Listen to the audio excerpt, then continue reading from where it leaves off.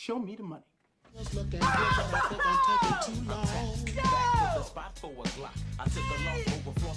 Oral questions. Question orale. The Honourable Leader of the Opposition. Mr. Speaker, on Friday, the government put out an urgent news release on the fisheries crisis. At 10:18 p.m. Nova Scotia time, they appointed a former Liberal politician to cover up their inaction on the fishery issue. The only thing the two sides agree on, Mr. Speaker, is that the fisheries minister is failing Nova Scotia. Mr. Speaker, we're months into this crisis. When is the government finally going to take the lives and livelihoods of Nova Scotians seriously? The Honourable Deputy Prime Minister. Thank you, Mr. Speaker. And Mr. Speaker, actually, the people of Nova Scotia, and I believe the people of Canada, agree strongly on one thing, and that is that all of us want a peaceful, constructive solution to the fisheries dispute in Nova Scotia. All of us appreciate the importance, the huge priority of honoring the rights of Indigenous people and First Nations in our country. All of us also understand the importance of conservation. That is the approach our government will take, Mr. Speaker. The Honourable Leader of the Opposition. Mr. Speaker, the rights of Indigenous Canadians are important, and that's why it's disappointing the Prime Minister once again walked back a promise to end all boil watery advisories on Indigenous reserves by the end of 2021. Test results revealed harmful substances in the water at Neskantaga, leading to a full-scale evacuation of the community. As winter begins to set in northwestern Ontario, the people of Neskantaga have been forced to flee their homes, this after living with boil water advisories for 25 years, Mr. Speaker. How many more walkbacks will there be from this Prime Minister to show that he cares? Will he get it done? The Honourable Deputy Prime Minister. Mr. Speaker, I am very glad to hear the Leader of the official opposition talk about the importance of ending boiled water advisories, and I noted that he spoke about how this problem has been going on for 25 years. That's a time of both Liberal and Conservative governments.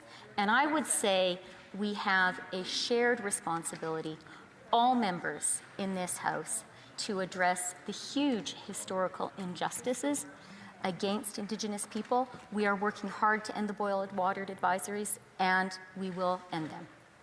The Honourable Leader of the Opposition.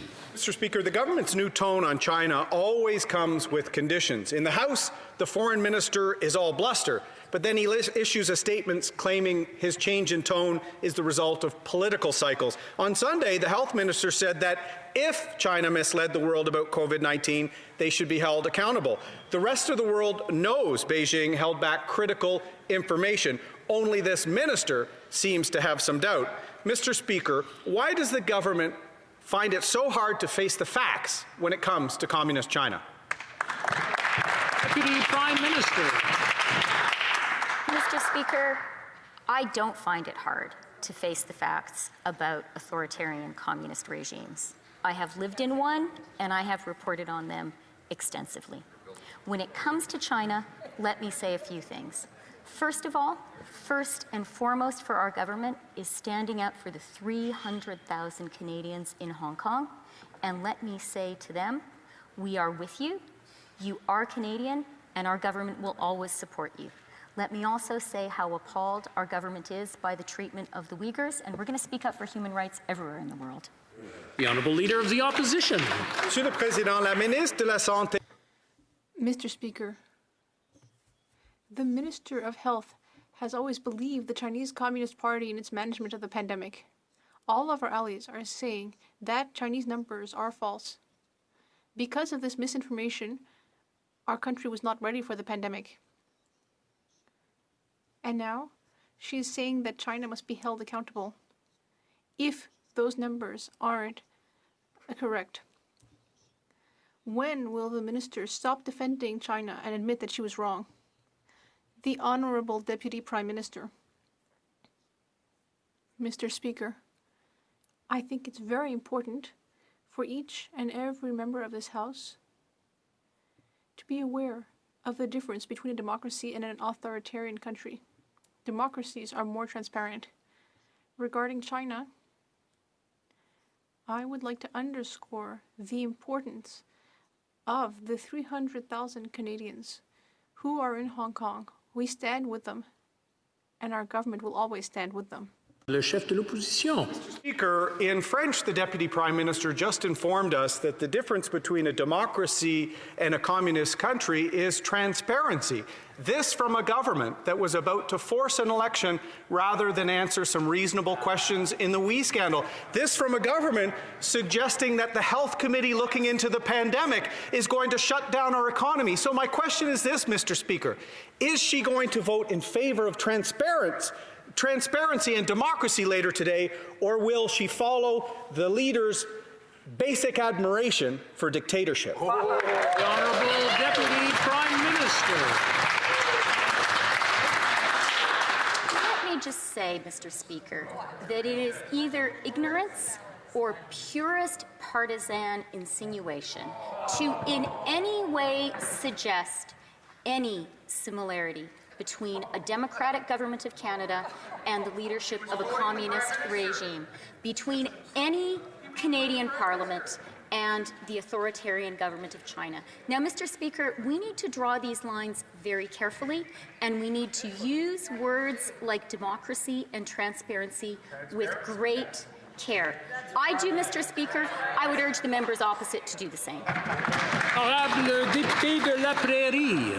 The Honourable Member for La Prairie. Mr. Speaker, on the 30th of September, 5 million Quebecers found themselves in a red zone, and that means that businesses had to close in many cases. The next day, the 1st of October, the Quebec government announced help to businesses for their fixed costs, but not the federal government, and a month later, we're still waiting for that assistance. Today, Quebec will announce that the lockdown is going to be extended. They're at the second month of management of this pandemic, but the federal hasn't even caught up with the first month. When is the government going to give help to our SMEs? The Honourable Deputy Prime Minister. Mr. Speaker, I appreciate this important question. I completely agree that our SMEs need help with their fixed costs. And I will be tabling in the House in the coming days measures to assist our small businesses, and I hope that the Bloc will support those important measures. The Honourable Member for La Prairie. Mr. Speaker, earlier in the pandemic, I talked to this government and we agreed that businesses will need help for their fixed costs. And you know when we had agreed on offering that help? The 11th of April, but it's been more than 6 months. Now, after threatening an election, this government is saying it's finally going to help SMEs. But businesses have been waiting for 6 months. How many bankruptcies have been caused by these delays? The Honourable Deputy Prime Minister. Mr. Speaker, we have already given a great deal of assistance to small businesses throughout Canada with the wage subsidy, the Canada Emergency Business Account, and other assistance that goes directly to businesses. But I agree, we need to do more, and we will do that in the next few days, and I hope that all members in this House will vote for those important measures. Burnaby Sud. Merci, Monsieur le Président. 25 years ago, the Nishnawbe, for the last 25 years, the Nishnawbe First Nation has not had access to drinking water. 5 years ago, this government promised all First Nations communities that they would have access to drinking water. Today, the community has had to evacuate during a pandemic due to a lack of drinking water. Will the Prime Minister admit today that he had never intended to keep his promise? The Honourable Deputy Prime Minister. Thank you for the question, Mr. Speaker. But I cannot agree with my colleague. The reality is that the lack of safe drinking water for First Nations communities is a Canadian tragedy and crisis. Our government is working to address it.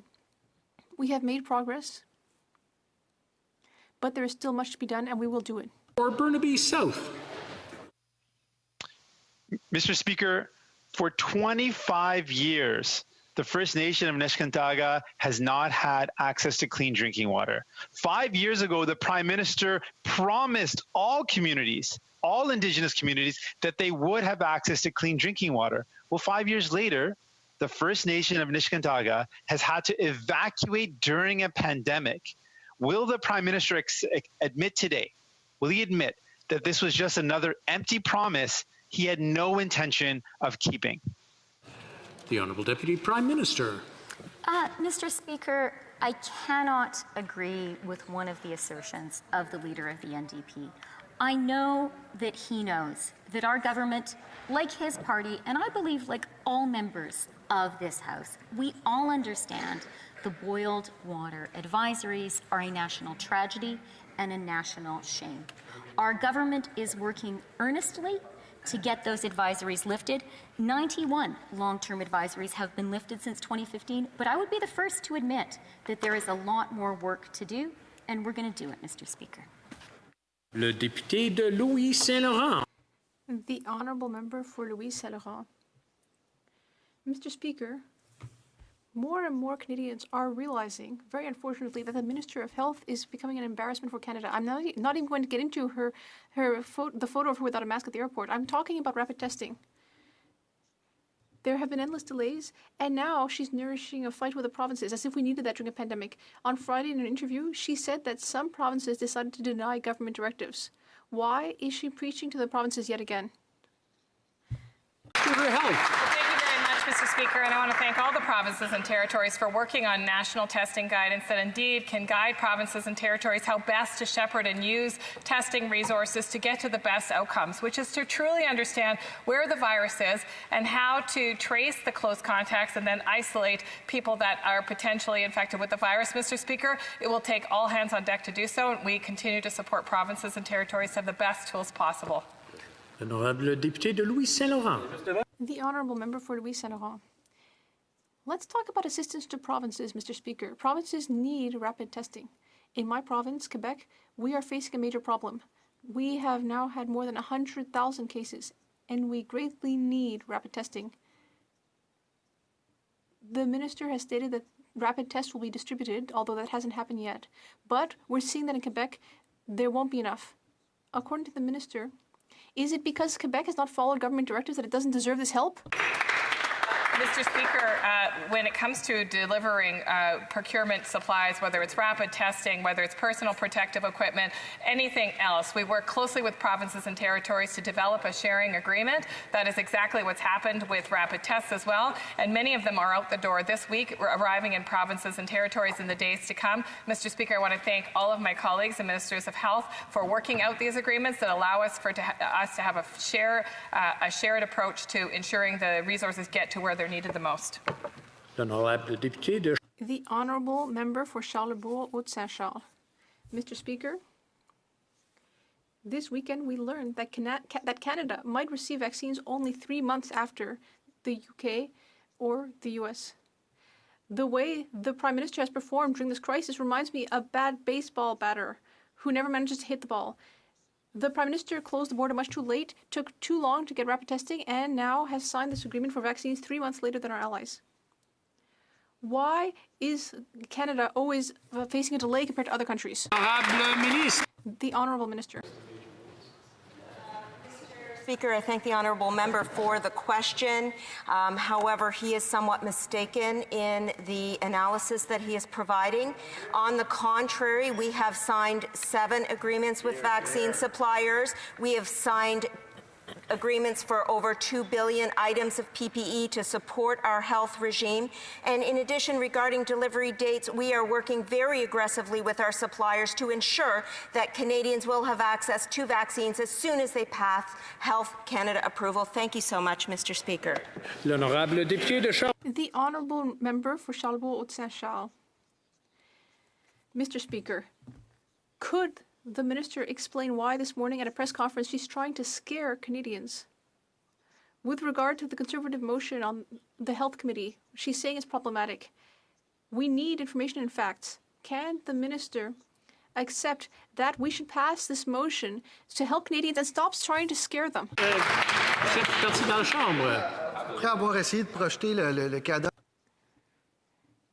after trying to get us into an election last week, the Conservatives are now trying to pass a motion where our greatest experts are telling us that it's dangerous. It's dangerous because it jeopardizes negotiating contracts for vaccines and medical equipment, Mr. Speaker. So we shouldn't let partisanship endanger our government work, but instead work together for all Canadians. The Honourable Member for Mégantic-L'Érable. Mr. Speaker, the Minister of Health said last week that not a single Canadian has asked for more monies to be given to officials who are processing access to information requests, but that is not true. There is a Canadian who has asked that, and an important one. The Information Commissioner of Canada on Twitter said that she was very disappointed by the minister's statement. This Prime Minister tried to trigger an election during a pandemic last week. Will he do what's right and vote for transparency and our motion this afternoon? The Honourable Minister of Health. Mr. Speaker, we take openness and transparency very seriously. I'll be speaking with the Information Commissioner later this week to speak with her about her concerns and to make sure that we're living up to our commitments at Health Canada to provide information as it's requested by Canadians. Honourable député de Mégantic-L'Érable. The Honourable Member for Mégantic-L'Érable. Mr. Speaker, a Liberal MP once said in this House, redacted documents with key information missing is not disclosure. Non-answers in the House is not disclosure. Personal rhetorical attacks is not disclosure. Who said that, Mr. Speaker? Why, the Prime Minister said that. This government has always preached openness and transparency ever since it was elected. And now here we have a minister who is refusing to support a motion which will cast light on her management of the pandemic. The government is going to vote to hide information from Canadians today. Why? Le leader du gouvernement de la Chambre. A Conservative member once said this: impartial public servants are the ones who will determine what should or shouldn't be revealed. And it's very important not to reveal confidential cabinet information. That's always how things are done. Always is what that member said, Mr. Speaker. Who said that? The member for Carleton. Rivière. The Honourable Member for Rivière-du-Nord. Mr. Speaker, Liberals are so used to cronyism that they don't even notice it anymore. Last year, they were caught using a partisan tool, the Liberalist tool, to choose judicial candidates. They wanted to find out who were good donors to the Liberal parties. They find that completely normal. Do the Liberals realize that this isn't normal for average Canadians? For Canadians, it is not acceptable that in order to become a judge, you need to be one of the little friends of the Liberal Party. L'Honorable Ministre. The Honourable Minister. Mr. Speaker, Canadians expect judges to have the right training to understand the full context of the cases before them, while also respecting the principle of judicial independence. And Canadians expect that leaders work together outside party lines for the well-being of Canadians. Mr. Speaker, we have created a system to appoint judges that is transparent, merit-based, diversity-focused, and I'm very proud of the results.